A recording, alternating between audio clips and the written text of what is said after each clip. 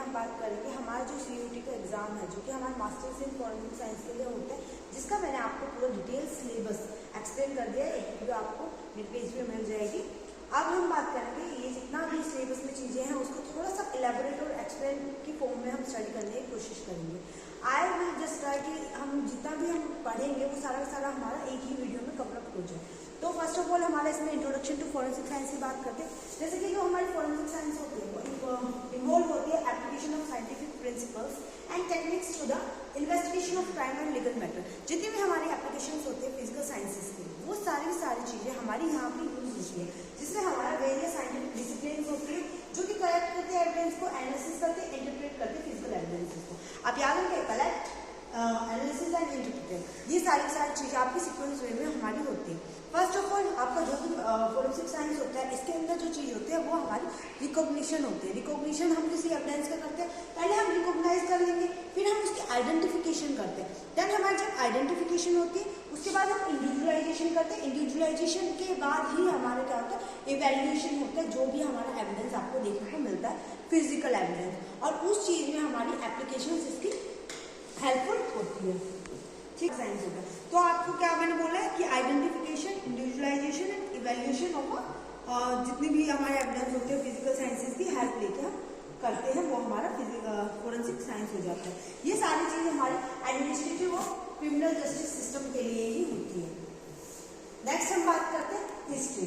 अब हिस्ट्री इसमें ज़्यादा चीज़ें लिखी नहीं है बट मैं आपको बता देती हूँ। हिस्ट्री अगर हम बात करेंगे हमारी फॉरेंसिक साइंस की, इसने हमारा पार्टिसिपेट किया बहुत एशियन टाइम से। ठीक है, एशियन टाइम के बाद उसके बाद हमारे एंशिएंट ग्रुप के बाद हमारे डेवलपमेंट स्टेज आई है, जिसमें क्या है मॉडर्न फॉरेंसिक साइंस इवॉल्व हुई है 19th सेंचुरी से with milestone such as use of fingerprint. Francis Galton आपको पता है forensic toxicology, advancement, chemistry, chemical, वो सारी चीज़ें डेवलपमेंट के फेज में आपने देखने को मिली।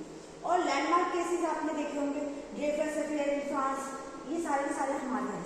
बट अगर हम हिस्ट्री की बात करें तो हिस्ट्री जो है हमारी बहुत ज़्यादा इलेबोरेट फॉर्म में, आपका इसका वीडियो का लिंक आपको डिस्क्रिप्शन में मिल जाएगा, हिस्ट्री ऑफ फॉरेंसिक साइंसेज, आप वहाँ पे जाकर देख लेना।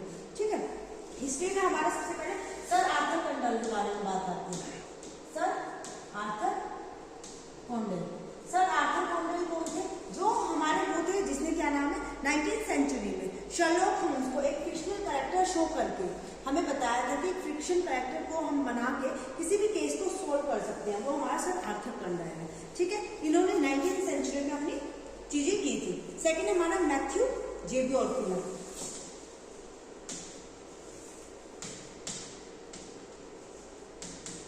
मैथ्यू जेबी ऑर्फिला ये हमारे कौन थे? ये हमारे 1787 से लेके 1853 में इन्होंने फादर ऑफ मॉडर्न टॉक्सिकोलॉजी में अपनी भूमिका निभाई थी, और जिसमें क्या क्या था इन्होंने कि जितनी भी टॉक्सिकोलॉजी चीज होती है उनकी क्वांटिटी क्वालिटी मैटर करती है, उसके रिगार्डिंग इन्होंने बात की थी। इसके बाद हमारा था अल्फोंस बर्टिलोन।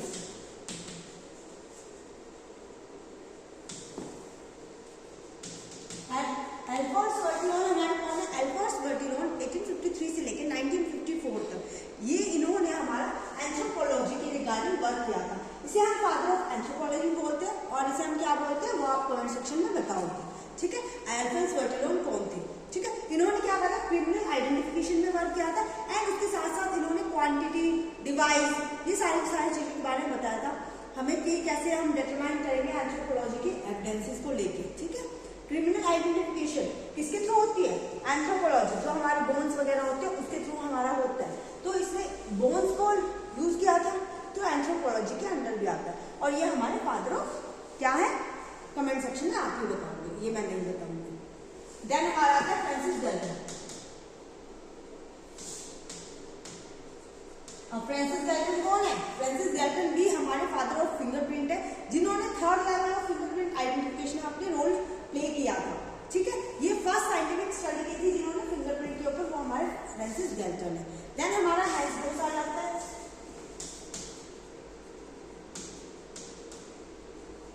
अब हैंस ग्रोस कौन थे? हैंस ग्रोस हमारे 1847 से लेकर 1950 के अंदर जिन्होंने क्रिमिनल आइडेंटिफिकेशन के ऊपर बुक लिखी थी।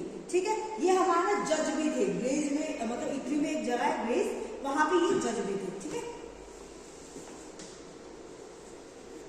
देन हमारा आता है एडमंड लोकार। अब एडमंड लोकार पार्ट की अगर हम बात करते हैं, ये क्या बताते हैं, आप सबको पता है जो हमारे बेसिक प्रिंसिपल्स हैं उनमें एडमंड लोकार्ट का बहुत बड़ा रोल है, जो कि लोकार्ट प्रिंसिपल हमारा बताता है, प्रिंसिपल ऑफ एक्सचेंज। ठीक, देन हमारा Karl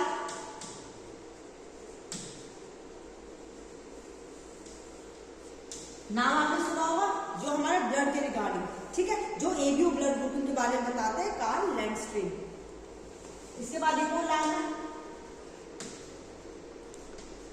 Leone lattice. Leone lattice भी हमारे किसके रिगार्डिंग बताते हैं, वो जो ब्लड ग्रुपिंग है उसके, बट ये ब्लड ग्रुपिंग किसके थ्रू बता रहा है, जो हमारे ड्राई ब्लड सिस्टम होता है उसके बारे में हमें ब्लड ग्रुपिंग के बारे में बताता है लियोन लैटिस। ठीक है, इसके बाद एक और हमारा बहुत बड़ा नाम आ रहा है कैल्विन गुदार्ड। कैल्विन गुदार्ड भी क्या किया था, फादर ऑफ बैलिस्टिक्स। ठीक है, जिसने हमारा comparison of fired and unfired जो फायर आर्म होते हैं उनके बारे में इसने कंपेयर किया था। इसी के टाइम पे इसी के जो कलीग थे उनके थ्रू ही कंपैरिजन माइक्रोस्कोप का भी इवोल्यूशन आपने देखने को मिलता है। देन हमारा आता है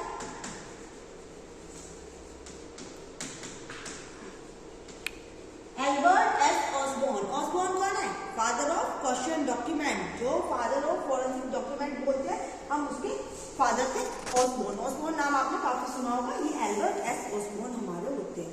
ठीक है, इसके बाद हम बात करते हैं development and scope in India. ये हमारे कितने टोटल 10 नाम हो चुके हैं।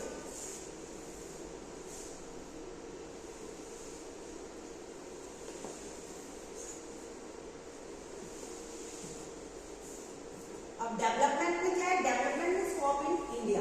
एस्टेब्लिशमेंट, फॉर्मल डेवलपमेंट जो इंडिया में बिगन हुआ था, स्टार्ट हो गया, वो हमारा CFSL central forensic science laboratory in 1952।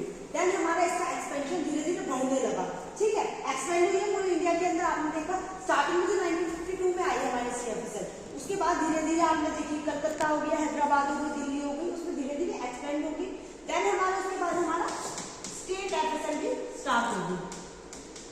ठीक है, SFSL का नाम आपने काफी सुना होगा।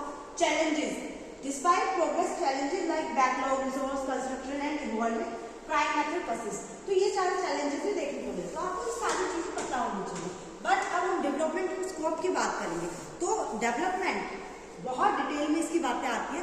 सबसे पहले हमारी डेवलपमेंट किसमें हुई थी, अगर डेवलपमेंट देखेंगे फॉरेंसिक साइंस की, नॉर्मल फॉरेंसिक साइंस की, ठीक है, बट यहाँ पे हमारी इंडिया की बात है। नॉर्मल की बात करेंगे तो वो हमारे 1923 से स्टार्ट हो गई थी, ये पूरे वर्ल्ड की बात है। ठीक है, 1923 में, 1932 में, ठीक है, 1923 में जो हमारा लॉस एंजल है वहां पे हमारे सबसे पहले फॉरेंसिक साइंस की बात होती। 1932 में हमारी FBI आपने सुना होगी, FBI में हमारी फॉरेंसिक साइंस की स्टार्टिंग हो गई थी। देन हमारे 1935 में जो मेट्रोपॉलिटन, जो हमारे पुलिस स्टेशन वगैरह होती है, मेट्रोपॉलिटन फॉरेंसिक लैब स्टार्ट हो गई थी स्कॉटलैंड के अंदर। देन हमारे 1942 में स्कूल ऑफ क्रिमिनोलॉजी ओपन हो गया था। देन हमारे 1966 में सेकंड डेवलपमेंट हुआ था, ये 48 है। ठीक है, 1948 में हमारा स्कूल ऑफ क्रिमिनोलॉजी स्टार्ट हुआ था। 1966 में आपने सेकंड डेवलपमेंट देखा था ब्रिटेन में, जो कि स्टार्ट हो गया था सेंट्रल रिसर्च एस्टेब्लिशमेंट। ठीक है, अब हम बात करते हैं डेवलपमेंट इन इंडिया।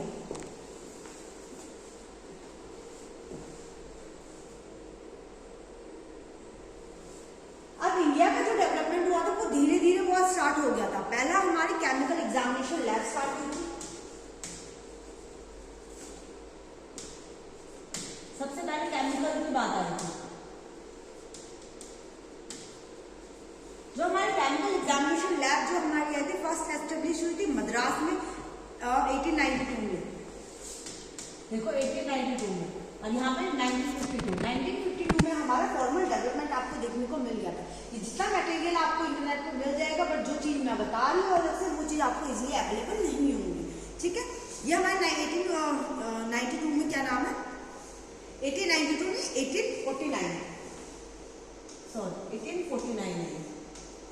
1849 में हमारा स्टार्ट हो गया था मद्रास के अंदर।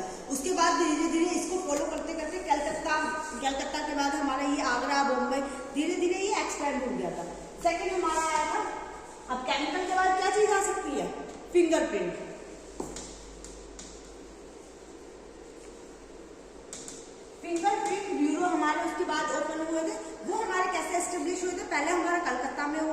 देखो पहला मद्रास में वो हुआ 1897 में, 1849 में मद्रास में ही ये हुआ, ठीक है। 49 के बाद 97 में फिंगरप्रिंट आ गया था, ये हमारा कलकत्ता में देखने को आपको मिला था। इसमें क्या हुआ था, जो सर हमारे एडवर्ड हेनरी है, एडवर्ड हेनरी आपको पता है फिंगरप्रिंट की क्लासिफिकेशन उन्होंने दी है, तो उन्होंने एसोसिएट किया था जो कि ट्रेसिंग सिस्टम, ट्रेस एविडेंसेस होते हैं, फिंगरप्रिंट एज अ ट्रेस में ही तो काउंट होता है, जो लिटिल क्वांटिटी में, लिटिल अमाउंट में आपको देखने को मिलता है, ठीक है। देन हमारा फिंगरप्रिंट आ गया, डॉक्यूमेंट एग्जामिनेशन। अब डॉक्यूमेंट एग्जामिनेशन जो हमारा आया था, जिसको हम बोलते हैं GEQD, जो कि आप GEQD शिमला सुनते हो, GEQD अदर जगह के सुनते हो, वैसे ही सबसे पहले जो GEQD आया था हमारा कलकत्ता में आया था। कलकत्ता के बाद वो शिफ्ट हो गया था शिमला में, ठीक है। कलकत्ता सबसे पहले आया 1904 में, और 1906 में क्या है, शिमला में शिफ्ट हो गया था। अब आप सोचो क्वेश्चन आएगा, कैसे क्वेश्चन आएगा कि क्वेश्चन पूछ लिया जाएगा कि हाँ जो हमारी फर्स्ट GEQD थी, डॉक्यूमेंट एग्जामिनेशन की GEQD, ठीक है, ये हमारा सबसे पहले कहाँ पे आया था, तो वहां पे 1904 में 1906 भी है, 1908 है, 1902 है, 1897 में, ऐसे आपको क्वेश्चन आ गए। वो ऐसे पूछेंगे कि हाँ GEQD, पहली GEQD हमारी कहाँ पे है, तो आप 1906 में ही टिक लगाओ कि शिमला में है, ठीक है। अगर वो पूछे सबसे पहले कहाँ पे आया था, तो हमारा कोलकाता में, ठीक है। देन हमारे डॉक्यूमेंट के बाद आए थे सीरोलॉजिकल एंड केमिकल एग्जामिनेशन।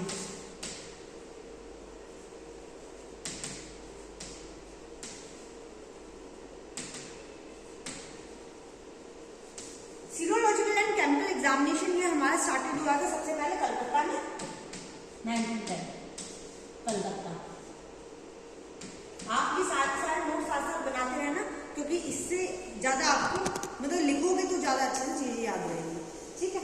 अब हम इसके बाद इसी में डेवलपमेंट में बात करेंगे, जो हमारी CFSL वगैरह स्टार्ट हो गई थी, ये हमारी कैसे क्या सीक्वेंस हमारी इसकी है, ठीक है। अब 1952 के बाद की कहानी हम यहाँ पे बात करते हैं। जितना हमने डेवलपमेंट देख लिया इंडिया में, पर 1952 में CFSL नहीं बनी थी, ठीक है। ये मतलब कि 1952 से ही CFSL बन गई थी। 1952 में हमारी स्टेट FSL ने जनरेट हुई थी, ठीक है। ये हमारी एक फर्स्ट स्टेट FSL एस्टेब्लिश हुई थी, जो कि हमारी कहाँ थी, कलकत्ता, ठीक है। ये हमारी कलकत्ता में हो गई थी, और इससे पहले आपको पता है 1947 में हमारा देश आजाद हुआ था, उसके बाद जो फर्स्ट एस्टेब्लिश हुई है इंडिया की, वो कलकत्ता में हो गई थी। फिर उसे मर्ज कर दिया था, किसके साथ मर्ज किया था, जो हमारी केमिकल लैब थी।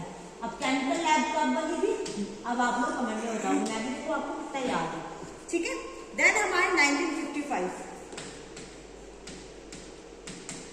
1955 में हमारी आई थी central fingerprint bureau, central fingerprint bureau, ठीक है, जो कि कहाँ पे आई थी, कलकत्ता,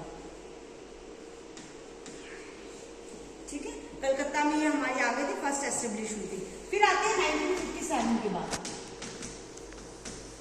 1957 में क्या आया था, 1957 में हमारी पूरी जो स्टेट FSL पहली बनी है, ये हमारी CFSL में कवर हो गई थी, ठीक है। ये सेंट्रल फॉरेंसिक साइंस लैबोरेटरी बन गई थी, जो हमारी पहली कहाँ पे बनी थी, कलकत्ता के अंदर, ठीक है।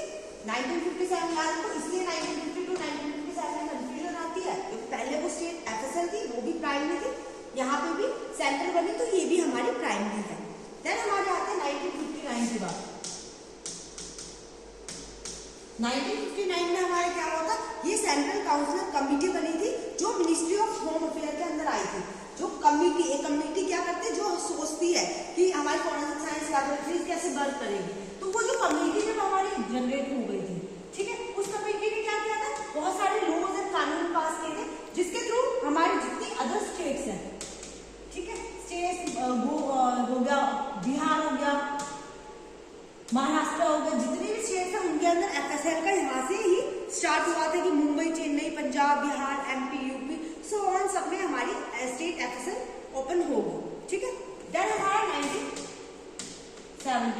1972 में क्या हुआ था, 1972 हमारा इसने फॉरेंसिक की डेवलपमेंट स्टार्ट करी थी, जो कि हमारा सेंट्रल फॉरेंसिक काउंसलिंग कमेटी बनी थी, जो हमारे 1959 में कमेटी बनी थी ना, उसी को एक बहुत अच्छे उसमें एस्टेब्लिश कर दिया था 1972 में, ठीक है। देन हमारा 1974 1974 में क्या हुआ था, CFSL ने एस्टेब्लिश किया था मॉडर्न इंस्टीट्यूट। कौन सा मॉडर्न इंस्टीट्यूट आया था, BPRND, ठीक है, bureau of research and development. Then हमारी इसके बाद आपको चीजें देखने को मिलती है कैसे हमारे स्टेट्स के FSL आएंगे और कैसे हमारी CFSL है, ठीक है। अब हम उसको थोड़ा सा डिस्कस कर लेते हैं। थोड़ा सा मैं यहाँ पे बड़ा कर दिया मैंने, इजी रहेगा आपको। अब हम यहाँ पे बात करते हैं जो हमारी 7 CFSL है। कितनी है, 7 CFSL है। नाम आप कमेंट सेक्शन में लिखने से पहले ही टाइप डाउन कर देना, ठीक है। पहली हमारी कौन सी आई थी, जो कि हमारी कलकत्ता, ये सबको ही इसका नाम याद है, ठीक है। कलकत्ता में ये आई थी, कब आई थी, 1952 या 1957, ये आप लोग मुझे बताओगे, ठीक है। देन हमारी जो थी 2 और लैब थी हमारी, कौन सी थी, हैदराबाद, ठीक है। पहले हमारी कहाँ आई है, कलकत्ता। कब, CFSL की बात है 1957, ठीक है। इसके बाद हमारी कहाँ आई है, हैदराबाद। कब आई है, 1968। उसके बाद कहाँ, दिल्ली, जिसको हम CFSL का CBI ज्यादा बोलते हैं, ये हमारी कब आई है, 1968। इसके बाद एक और है चंडीगढ़। चंडीगढ़ कब आई है,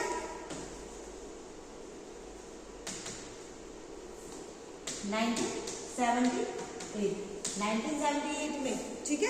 अब ये जो चंडीगढ़ में 1978 में आई है, ये 3 कलकत्ता हैदराबाद और हमारा जो चंडीगढ़, ये तीनों की तीनों, इसके अंदर आप जाकर देखोगे तो BPRND कनेक्ट मिलता है। क्यों, ये ट्रेनिंग प्रोवाइड करता है पुलिस वगैरह को, ठीक है। और जो हमारी दिल्ली वाली है उसमें आपको CBI देखने को मिलता है, ठीक है। अब इसके बाद हमारी 3 और है, कौन सी है, गुवाहाटी, पुणे, भोपाल। ये हमारी 3 और आपको CFSL देखने को मिल जाती हैं, ठीक है। देन इसके बाद हम बात करेंगे सेंट्रल डिटेक्टिव स्कूल्स हो गए, इसकी भी हमारी पूरी कहानी है, कैसे हमारी नोट फोर्जरी वगैरह जनरेट हुई थी। नोट फोर्जरी का क्वेश्चन एग्जाम में पूछा जाता है, तो वो आप देख लें। 1970 में हमारा जो बंगाल में था, नोट फोर्जरी के बारे में पहला जनरेशन हुई थी, जो नोट फोर्जरी के बारे में 1917 में नोट फोर्जरी के बारे में जो चीजें स्टार्ट होती CID के थ्रू, वो हमारे कहाँ पे होती है, बंगाल में, ठीक है। और ये नासिक में भी इसका आपको ओपनिंग देखने को मिलती है, ठीक है। आई होप आपको यहाँ पर सारी चीज क्लियर हो गई होगी, ठीक है। अब basic principle of forensic science. Total हमारे बेसिक प्रिंसिपल फॉरेंसिक साइंस में जो देखने को मिलते हैं वो 6 होते हैं। यहाँ पे आपको 4 देखने को मिले, जो कि आप रेफरेंस इसको मानोगे इंटरनेट पे, विकीपीडिया को। तो ये विकीपीडिया की ही इंफॉर्मेशन जो मैंने आपको यहाँ पे शेयर कर दी, बट हम 6 के 6 यहाँ पे हम स्टडी करेंगे। नीड ऑफ फॉरेंसिक साइंस, जो बेसिक प्रिंसिपल होते हैं फॉरेंसिक साइंस के, वो हमारे टोटल 6 होते हैं। यहाँ पे कौन सा, लोकार्ट एक्सचेंज प्रिंसिपल किसने दिया था, लोकार्ट एक्सचेंज प्रिंसिपल हमारे डॉक्टर एडवर्ड लोकार्ट ने दिया था, जो मैंने अभी पीछे आपको नाम बताया था। 1877 से लेके 1966 तक ये हमारे लोकार्ट प्रिंसिपल, एडवर्ड लोकार्ट का जो जनरेशन था वो रहा था, ठीक है। लोकार्ट प्रिंसिपल क्या करता है, लोकार्ट प्रिंसिपल कहता है the principle stating that every contact leaves a trace. अगर मैंने यहाँ पे हाथ से टच किया तो ये एक ट्रेस यहाँ पे छोड़ के जाएगा। Emphasis the transfer of material between individual and object. आप वॉक कर रहे हो, आप किसी बेडशीट पे बैठे हो, आपके कहीं ना कहीं आपके क्लॉथिंग के रेशे वहां पे छूट जाते हैं, मतलब कोई ना कोई ऑब्जेक्ट आपका लिंक रह जाते हैं, तो वो हमारा लोकार्ट प्रिंसिपल है। सेकेंड हमारा आता है principle of individuality. Principle of individuality क्या होता है, जो कि हमारा नेचुरल वेरिएशन होता है, ठीक है। नेचुरल वेरिएशन, नेचुरली जो चीजों में चेंजेस आपको देखने को मिलते हैं धीरे समय के साथ। अब रबड़ आप यूज करते रहोगे तो वो गिर जाएगी, ठीक है। आपके हेयर से वो भी धीरे धीरे के समय के साथ जो चेंजेस इंडिविजुअलिटी को यूनिक कैरेक्टर जनरेट लेता है, जैसे आपके अंदर भी नई नई चीजें जनरेट लेते हैं, वो हमारा प्रिंसिपल ऑफ इंडिविजुअलिटी बताता है। ये हमारा किसने दिया था, पॉल एल क्रिक, ठीक है। ये नाम को भी याद रखना, क्वेश्चन में यही पूछे जाते हैं। 1963। देन हमारा आता है प्रिंसिपल ऑफ परमानेंस। ऐसा कुछ होता नहीं है, ये आपका यूट्यूब देता है, principle of progressive change.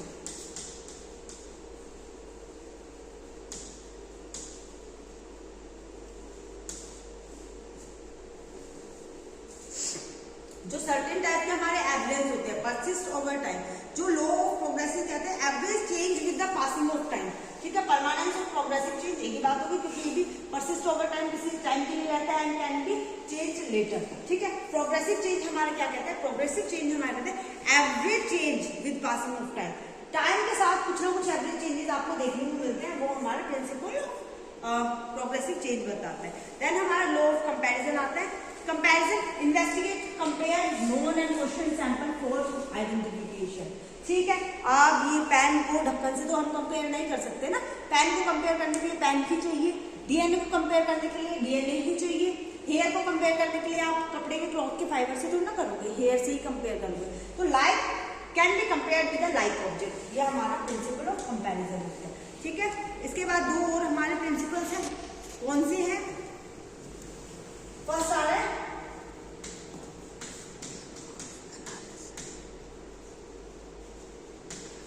Low of probability. अब लो ऑफ प्रोबेबिलिटी क्या होती है? लो ऑफ प्रोबेबिलिटी वो होती है जो कि हमारा कुछ पर्टिकुलर इवेंट के बाद, ठीक है, और other which are mutual exclusive, mutually exclusive के साथ हमारे चेंजेस आपको देखने को मिलते हैं। जो हमारा मैथमेटिकल में आप लो ऑफ प्रोबेबिलिटी की बात करते हो, एग्जैक्ट उसी वे में हमारे लो ऑफ प्रोबेबिलिटी वर्क करती है। ये हमारा किसने दिया था? सिमोन न्यूकॉम्ब, इसने हमारा ये दिया था लो ऑफ प्रोबेबिलिटी। इसके बाद लो ऑफ एनालिसिस।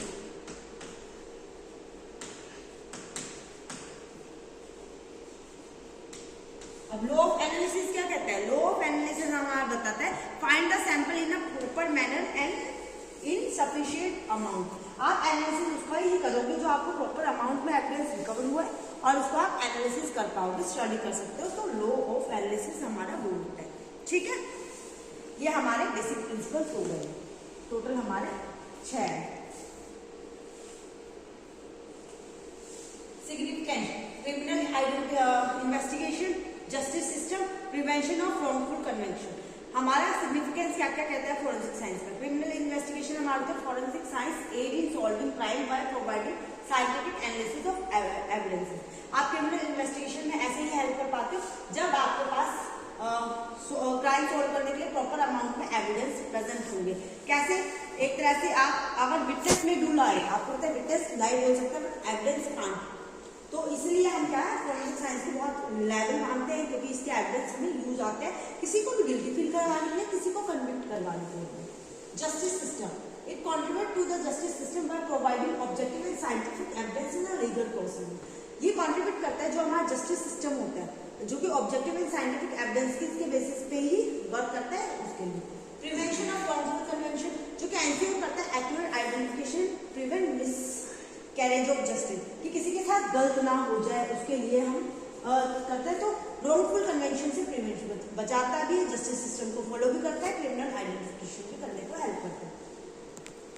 अब बात करते हैं organization and functioning of forensic science laboratory. CFSL कहाँ पे है हमारी? Located in Delhi. It serve as the apex forensic institute in India. Apex से सबसे बड़ी कहा जाता है। ठीक है, इसके बाद हमारी forensic science state forensic science laboratory FSL बोलते हैं। Each state has its FSL catering to regional forensic need.